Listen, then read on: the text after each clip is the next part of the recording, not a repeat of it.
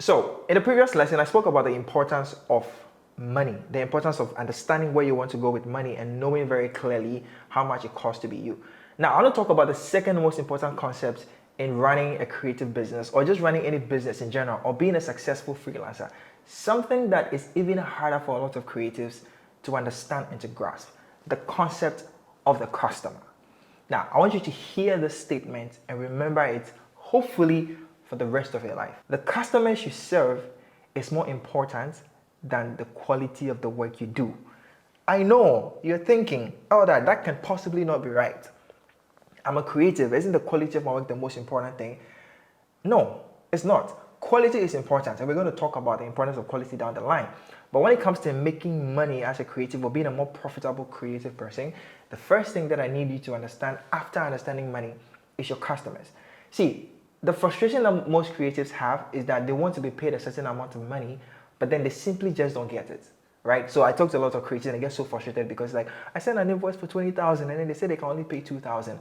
Well, that is probably because they can only pay 2,000, right? Your customers can't pay you more than they are able to afford. So if you're talking to somebody who only has 2,000 cedis as a budget, they can only pay you 2,000.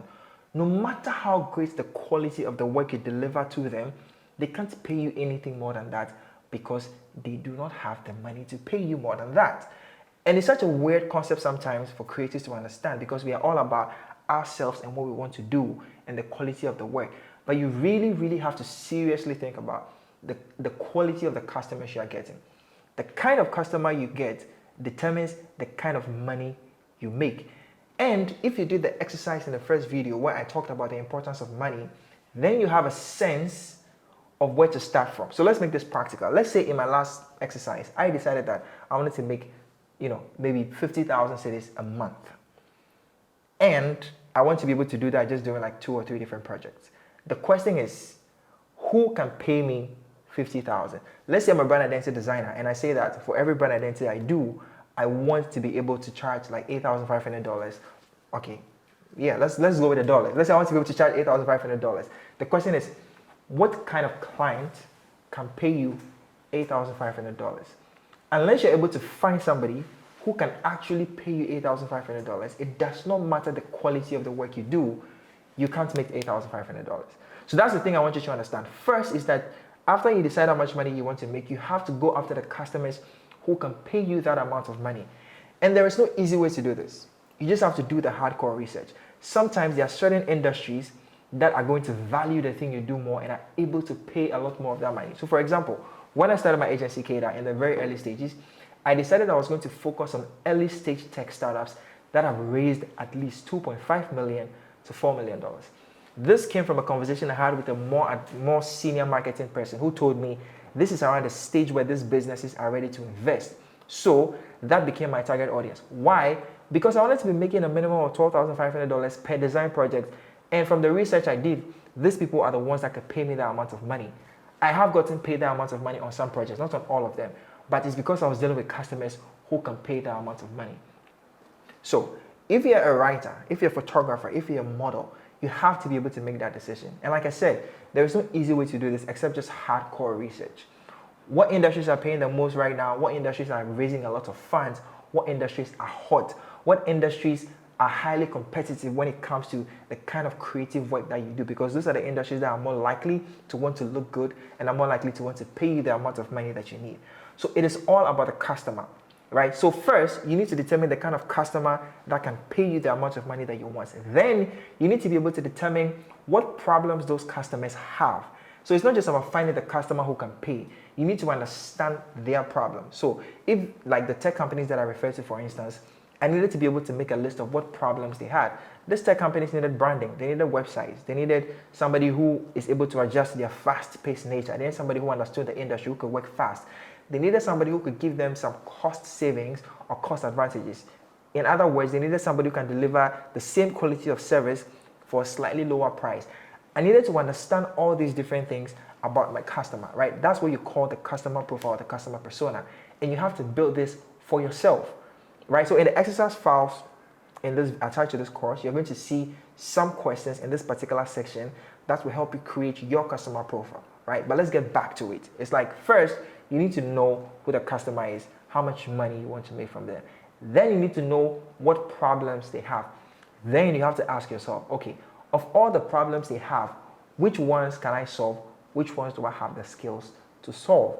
And if you're able to find the intersection between your skill sets and the problems that your ideal customer has, that is where the business is. That is what you go after. But most creatives, we do not have this for ourselves. We want to make money, but we don't know clearly who we are serving. We don't know if they can pay us the amount of money that we want. And we don't know how to actually go after them because we don't understand their problems. See, you can be the most technically advanced motion graphic artist on planet Earth. If you're talking to the watches seller on the roadside, she does not need motion services, you won't make any money. And I want you guys to understand that clearly because it can be a huge frustration point for a lot of creators. It's just like, I do great work. Why aren't I getting paid the money that I want? Because you're talking to the wrong customers. So I needed to build the ideal customer profile for yourself. And then I needed to be able to ask the questions, what problems do they have? And how can I actually solve those problems in a way that will help me make more money? Without a clear customer profile, you don't have a direction as a creator. You don't know what skills to build. You don't know how to market yourself. You don't know how to price. You don't know how to position yourself. You don't know the problems you're solving. You don't know what to say. You don't have anything as far as the business side of things are concerned until you have a clear customer profile of who you're trying to serve and why it's important that you are solving their problems. So again, I'm going to say it one last time. Without the right customer, the quality of your work doesn't matter. It is more important who you are serving than the quality of what you're doing for them as far as making money is concerned. If you're serving the right customer, then quality becomes everything, right? But if you have the wrong customer, quality is nothing. So as much as we are spending time obsessing over how good we are at our work, on the business side, I want you to start thinking like a business person and asking yourself, who is my ideal customer? Now, here's a sidebar. If you're watching this and you run a team or you run an agency, every single person in that agency, your team, should have a copy of who that customer is and should be able to talk about that customer by heart. I should be able to walk up to your team and go like, hey, who's your ideal customer? And they should be able to tell me our ideal customer is this person, is that person, they can pay this amount of money, they have this problem, they live here, they do this, they do this, they do that. And again, in the exercise files, you're going to have all the questions that you need to answer to be able to build your ideal customer profile that you're then going to use to guide everything else you do from this point onwards. In lesson number 1, you actually lay the financial foundations of how much money you want to make as a business and also figuring out your costs. In this lesson, you're going to lay the foundations for who your ideal customer is that can deliver the amount of money that you want to make in terms of revenue. And in the next lesson, we're going to talk about something that is very important when it comes to picking customers or picking what you call your market. And that is the concept of niching down. I will see you in that video.